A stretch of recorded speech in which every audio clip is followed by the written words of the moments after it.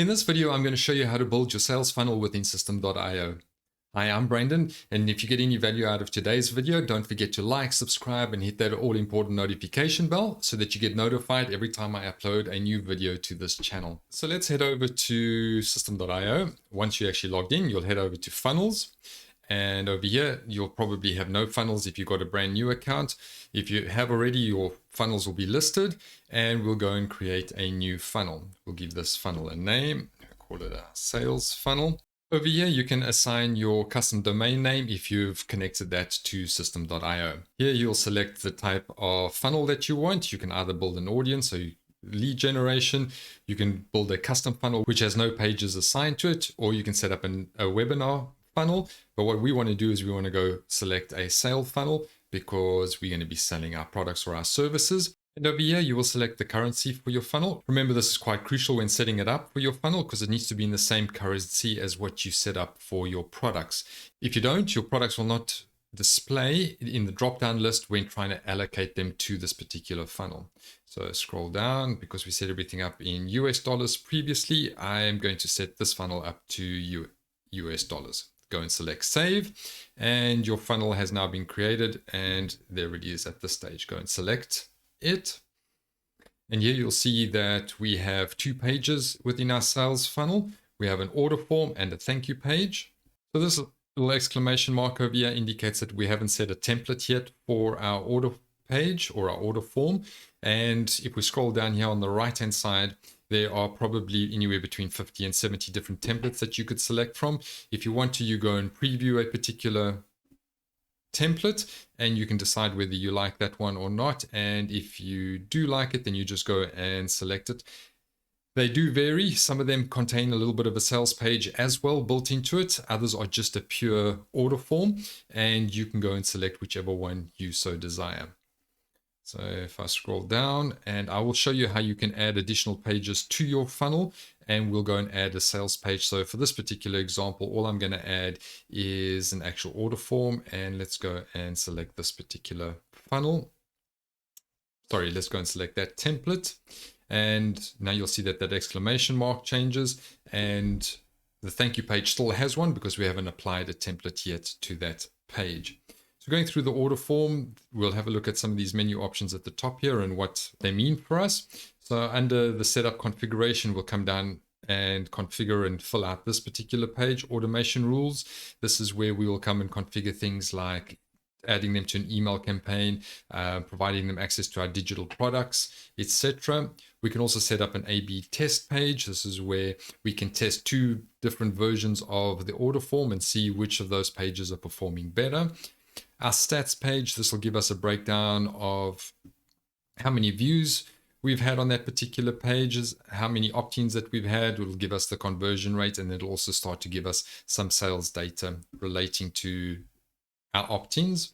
And then we've got our sales page, and this just will return all our sales information that we're able to generate through that order form page. We've also got a deadline settings section, and this is if you want to set a deadline for your particular offer. This can drive some kind of urgency with your buyers, and you can get it to expire in X number of days. And then over here, you can then redirect them to the inactive page afterwards, and you can go and configure that page as well. And if we went and clicked on leads, that will give us a list of all the leads that have been generated through that particular order form page. Right, so if we head back to our order form page. So before we start editing our actual step configuration tab over here, you can head over to your funnel settings in the top right. And this is where you will be able to edit the actual name of your sales funnel if you wanted to do so. If you then at a later stage for the funnel domain, if you then added a custom domain to your 𝗠cistem.io account, you would then be able to come and change that at this point or allocate that domain name to this particular funnel. For currency, you're unable to change the currency that you selected at the time of creation of your sales funnel. So just make sure that once again that this currency is the same currency as what you created your products in. Accepted payment methods, because we set up the two payment gateways, Stripe and PayPal, in the pre-setup steps, these two are now available here. If you didn't want to use one of them, say for example, you only wanted to use Stripe, you could deselect PayPal. It would then not be available in your sales funnel. For now, I'm just going to leave it as is, and I'm going to exit out of there. Heading over to the order form now and the step configuration. The name section here refers back to the name of this particular form. If you wanted to change that, we change it to S and go select save. You'll see over there now, order forms has now been updated. URL path, this will pick up your domain name that was set up in the funnel settings section, and also when you actually created your funnel. Next, what you can edit over here is the folder section of your URL. And if you wanted to change that to something a little bit more friendly, like order form, and once again, just go and hit save. Then that'll remove the computer generated code to something a little bit more human friendly. So under the affiliate commissions section, if you were going to have affiliates promoting your particular funnel, you could then come and set the commission percentage that you'd be allocating to them and the payout delay. We're not going to be setting that up in today's funnel. You can also set a sales limit as to how many sales you want to make of a particular product. The next thing that you need to select is either you're going to have a digital product or a physical product. And for this beginning part, what I'll do is I will select a physical product. And in here, we will be able to now go and select our products that we created earlier. So we'll go create plain t-shirts, and the pricing and all those kind of factors will be pulled into our order form when we actually go and edit the actual form itself. So for now, what we're going to be selling is just our plain t-shirts. And if you wanted to set up any particular coupons for this page, then you would go and set that up as well. So once you've made all your changes on this particular tab, don't forget to go and hit the save funnel step. Otherwise they will not save. So next we're going to go and edit our order form. Go and click on that wand, and this will then bring up our order form page. If you scroll down there, there is a number of elements that have already been put into this particular order form. And I will take you through briefly what some of these elements are and how you can actually edit them, or how you could add additional elements to your page. If you want more detail on actually how to create, say, a landing page for argument's sake, then I have a video that I'll leave in the description below, which you'll then be able to go and watch on actually how to use the system.io editor. The editor works the same no matter on which page you are editing, so that'll pretty much help you out there. But here is a standard text headline. If you wanted to go and edit this particular headline, you can either highlight everything in there and go and retype it, or you can add to a particular headline. So here's an offer you can't refuse because it is insane. Right. So if we wanted to change a headline to that, but if we wanted to add that to our heading, but we wanted to keep the can't refuse in a separate color, and go highlight the section that we want to revert back to black, go ahead, the little color palette at the top. There, go select black, and now you'll see we only have that section. You can obviously do that for any section of this heading. If you wanted to go and change that to red, then you can go and do so. So that's a normal text headline. You can see there's the element. We go and click off of that. Here is standard text, and here you would edit this text to reflect your product that you are promoting. And here is the contact information you'll be collecting from your purchaser.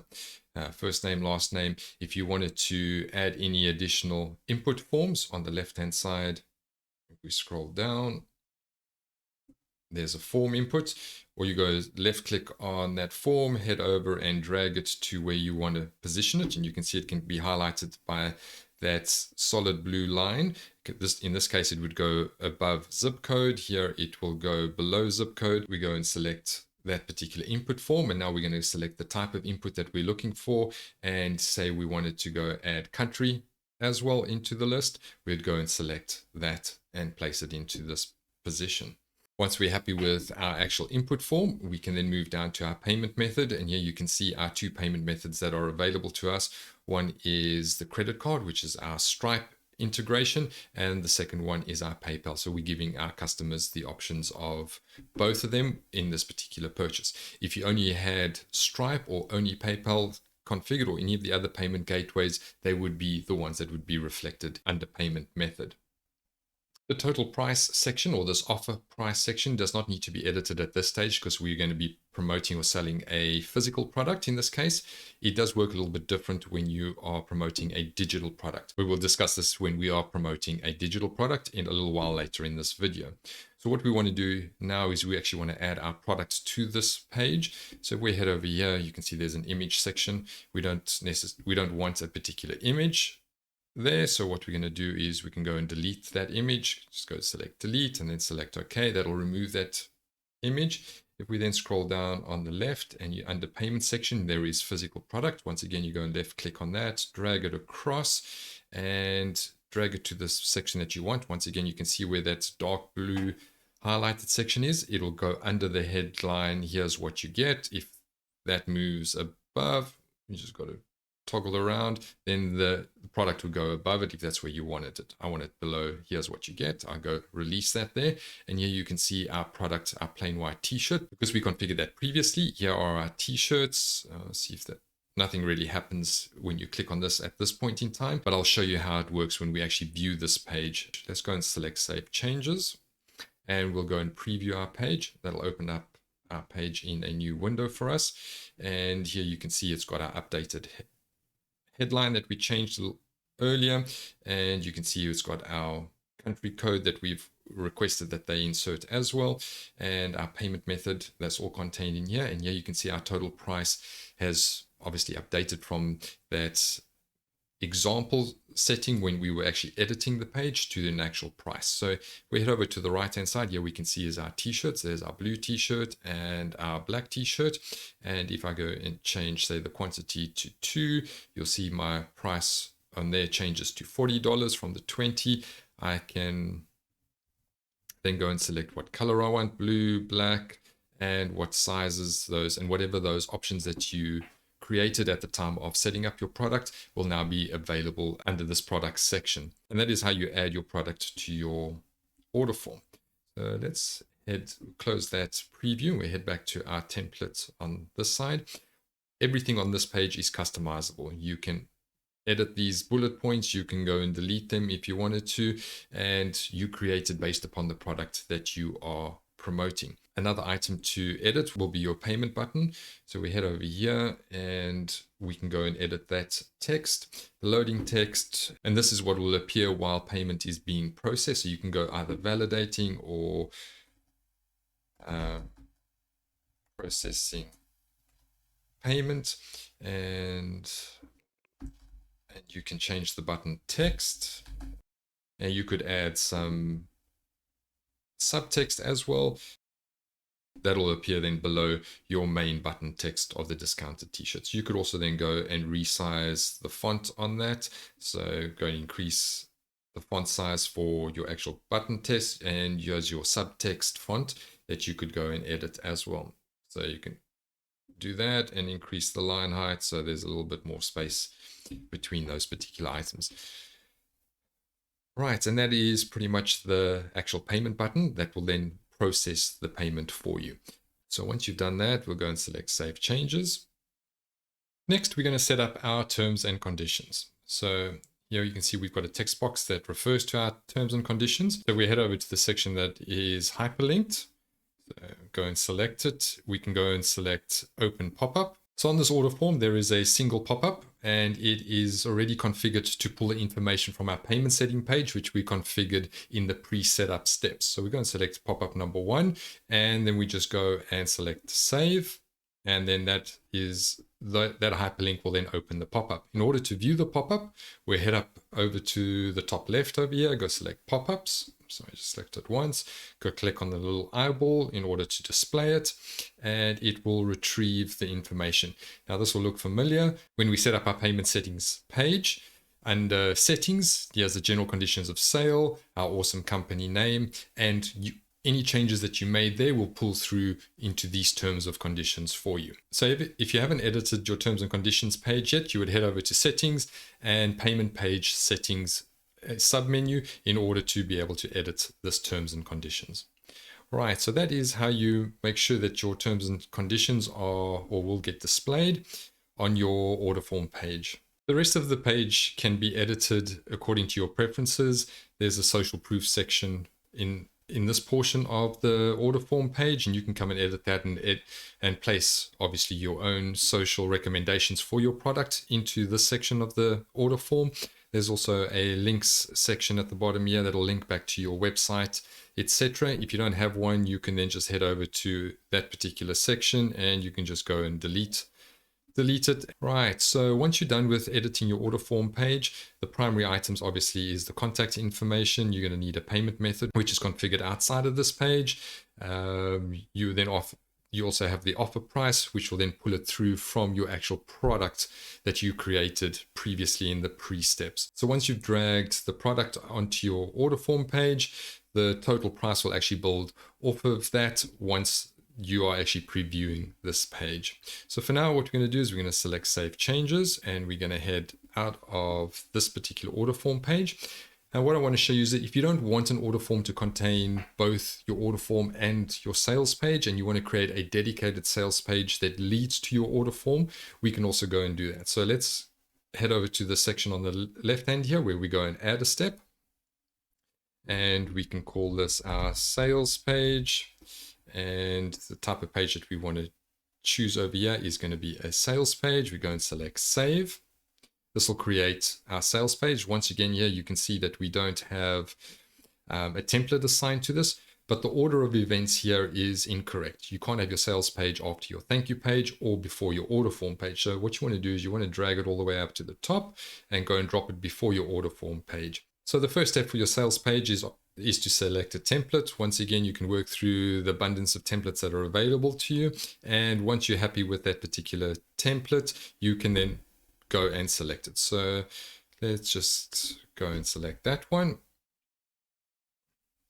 Once again, your configurations can be exactly the same as what we did on the order form. You would change the URL path to something that is more fitting or more suited to your actual product. So let's go and edit this actual page. There's just a couple of things that I want to show you on this page. Once again, you can come and edit your text and headlines, those kind of things. And as you scroll through whatever particular template you've got, you will have various buttons on here that are going to want to take you through to the next step in your funnel. So what you want to do, go and select one of those buttons, and you can see here that this particular button is going to take you to the next step URL. There are a couple of, which is what you wanted to do. If for whatever reason it was going to be send form or show pop-up or open a URL, then you would want to change it to the next step URL. And the next step in your funnel is going to be your order form page. So automatically that button will then take people through to your order form page. So if we head over and we want to make sure that we do that for all of the buttons, next step URL, that's correct. Head through, make sure next step URL, and I think there's one more on this page. Once that's all done and you're happy with it and you've edited it, your buttons will then take you through to your order form page. So we'll go and select changes. Go and save the changes. Let's go and preview that particular page. And if I select get started, it will now take us to our order form page where we've had our t-shirts that we are busy selling. And that is how your sales page links through to your order form page. So we can head out, and now that that is completed, we can now go and complete our thank you page. We'll go and select it. Once again, we can see that there's no template has actually been assigned to this particular page. Once again, go and preview the many options that are available to you. Go and select one. And you can now go and edit this page according to your preferences. Once again, you can edit the rows, etc. And there's not much else to do on your thank you page. So we'll exit out of that. And that, for all intents and purposes, is the fundamentals of your sales funnel that has been completed. Next, I'm going to show you how to sell a digital product instead of a physical product. So we'll head back to order forms where we allocated a physical product. We'll now change that to a digital product.